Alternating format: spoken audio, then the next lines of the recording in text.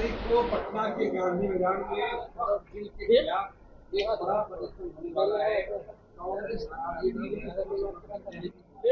क्या खड़े हो यार? अरे कौन है जी? क्या है? वीडियो बना रहे हैं। आप प्रेस के हैं? ऐसे कर रहे फ्रेम में फोन धक्का दे दिया। आप प्रेस के हैं कि नहीं? प्रेस से हैं ये? हाँ क्या कहना चाहेंगे? देखिए, जो विपक्ष है उसका काम है समाज में तनाव पैदा करना। विपक्ष का काम ही है असत्य का सहारा लेना, और विपक्ष इस ढंग से अपना परफॉर्मेंस ठीक करना चाहता है। लेकिन बिहार की जनता जानती है, देश की जनता जानती है कि ये सब लोग असत्य का सहारा लेकर जनता को गुमराह करना चाहते हैं, और उसमें जो वास्तविकता है, जो सच्चाई है, उसको छिपाना चाहती है। तो विपक्ष अपना काम कर रहा है और सत्ता पक्ष अपना काम कर रहा है। बिहार की जनता और देश की जनता के साथ जो हमारा कमिटमेंट है, उस कमिटमेंट को हम लोग पूरा करते हैं, और विपक्ष अपना असत्य का सहारा लेकर जनता में पैठ बनाना चाहती है, लेकिन इनको जनता में पैठ बनने वाली नहीं है। सर, आपकी पार्टी में भी वक्त बिल को लेकर कोई दो राय है या आप लोग एक मत? देखिए, इस सवाल पर कई बार चर्चा हो चुकी है, और हमारे प्रवक्ता ने भी और हमारे पार्टी के नेताओं ने भी स्थिति को स्पष्ट किया है। तो ज्यादा इस संदर्भ में हम कुछ नहीं कह सकते। इतना ही कह सकते हैं कि समाज में शांति कायम होना चाहिए, समाज में मिल्लत कायम होना चाहिए, और जो इस तरह के कृत्य नहीं करना चाहते हैं वो समाज को के लिए काम उनको करना चाहिए। कुछ घोषणाएं की जा रही सरकार के द्वारा, तेजस्वी यादव डरे हुए हैं, वो लोग चुनावी वक्त इस तरह की घोषणाएं। चुनावी वर्ष में तो लोग आ ही गए हैं, और चुनावी वर्ष में जनता के बीच जाना चाहिए। उनको रैली या प्रदर्शन से कोई लाभ नहीं होने वाला है। बिहार की जनता का जो समस्या है, जो सवाल है, उसका हल निकलना चाहिए, और बिहार की जनता की समस्या का एक एक करके हल बिहार की सरकार और बिहार के मुख्यमंत्री जी और देश के प्रधानमंत्री जी के सवाल का हल निकाल रहे हैं। जिसने मांगा उसको भी साधन और सुविधा पहुंचाया, और जिसने नहीं मांगा उसको भी साधन सुविधा बिहार में हर घर तक, हर व्यक्ति तक, हर परिवार तक पहुंचाने का काम किया है।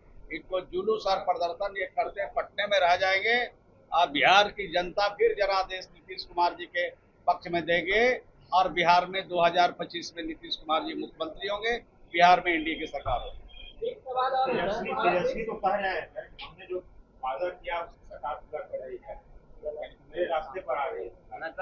वो तो बात सही कह रहे हैं। उनके माता पिता के समय में जो वादा, उनके माता पिता के कार्यकाल में जो वादा हुआ, वो वादा को लगता है वो भूल गए। उसको दोहराना भी चाहिए। 2006 से पहले का बिहार कैसा था और 2006 के बाद बिहार कैसा है, शायद हमारे जो 20 साल 25 साल के जो नई पीढ़ी के नौजवान हैं वो थोड़ा समझने में उनको थोड़ा दिक्कत हो रही है। लेकिन 25-30 साल 30 साल से ऊपर के जो हमारे लोग हैं, 40 साल 50 साल के जो लोग हैं, वो बिहार को ठीक से देखा है, और बिहार को देख करके महसूस जरूर करते होंगे। उनको जरूर उनको सकून मिलता होगा कि बिहारी कहलाना अपमान का विषय था, आज बिहारी कहलाना स्वाभिमान का विषय है। जहाँ बिजली नहीं थी, जहाँ खंभे थे, वहाँ तार नहीं था, और मोबाइल चार्ज करने के लिए लगभग 10 किलोमीटर 15 किलोमीटर पर जाना पड़ता था, जहाँ जनरेटर की सुविधा थी। आज देश का पहला राज्य बिहार है जहाँ हर घर में बिजली है। देश का पहला राज्य बिहार है जहाँ हर गली और नलियों के पक्कीकरण का काम है। ये बिहार का पहला राज्य है, देश का पहला राज्य बिहार है जहाँ हर घर में शौचालय है। बिहार देश का पहला राज्य है जहाँ पर स्कूल के बिल्डिंग चकाचक दिखता है। देश का पहला राज्य बिहार है जहाँ 1,20,000 शिक्षक एक बार बहाल किए जाते हैं। ये देश का पहला राज्य बिहार है जहाँ 41,000 से ज्यादा बेटियों को हम लोगों ने पुलिस में भर्ती किया है। डीएसपी बनाया है, दरोगा बनाया है, सिपाही में भर्ती किया है। तो बिहार ने जो काम किया है वो तो इतिहास गवाह है इसका, और ऐतिहासिक कदम है। और बिहार के लोकप्रिय मुख्यमंत्री श्री नीतीश कुमार जी की ये सोच का परिणाम है कि ये बिहार बदला है, और बिहार को और आगे बढ़ाने के लिए जो भी कुछ करना है नीतीश कुमार जी कदम बढ़ा अरुण भारती जी कह रहे हैं कि जातीय जनगणना जरूरी है सर। अब सब आदमी का जवाब हम कहाँ से देंगे भाई, उतना हम पढ़ल वो है। बोल रहे हैं कि जाति जनगणना जो पढ़े लिखे लोग हैं वो ज्यादा समझते हैं, हम लोग कम पढ़े लिखे हैं। इतनी बात जरूर जानते हैं कि नीतीश कुमार जी ने देश को संदेश दिया कि जाति आधारित गणना नहीं, जाति आधारित जनगणना करानी चाहिए। और देश के प्रधानमंत्री जी को धन्यवाद देना चाहते हैं कि जाति आधारित गणना नहीं, जनगणना कराने का फैसला लिया। जिसकी जितनी आबादी है उसको उतनी हिस्सेदारी मिलना चाहिए, ये कौन सा खराब बात है। वो तो बोले और कि बिहार फर्जी है। ने जो किया वो पूरे देश में नजीर साबित हो रहा है। आज अगर जाति आधारित गणना नीतीश कुमार जी नहीं कराए होते, ये जो 94 लाख ऐसे परिवार हैं जिनके पास न घर था, जिनके पास कई ऐसे लोगों के पास जमीन भी नहीं था, उनके पास रहने की कोई जगह नहीं थी, उसके लिए योजना बनाया।